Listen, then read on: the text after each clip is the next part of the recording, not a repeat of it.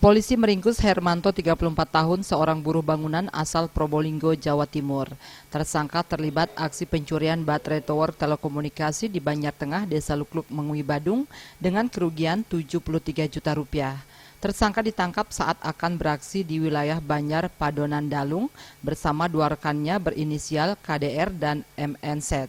Saat itu petugas Opsnal Polres Badung melihat orang mencurigakan masuk ke areal tower. Sedangkan dua orang menunggu di luar mengawasi tower. Tanpa membuang kesempatan, petugas langsung menyergapnya dan berhasil menangkap Hermanto yang tinggal di Nusa Dua, Badung. Sedangkan dua pelaku lagi berhasil kabur. Dari tersangka disita sebuah mobil, satu gunting beton, obeng, kunci pas, lakban, dan sebuah baterai tower sebagai barang bukti.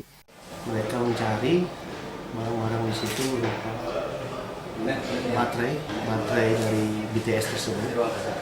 Jadi nilai dari baterai tersebut harganya sekitar 5 juta.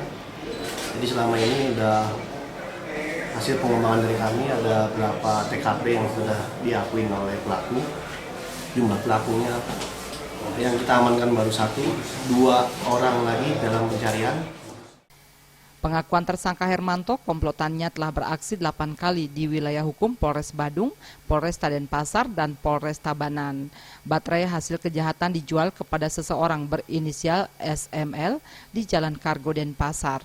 Kini pihak kepolisian masih mengembangkan kasusnya. Rai Swantara, Bali TV.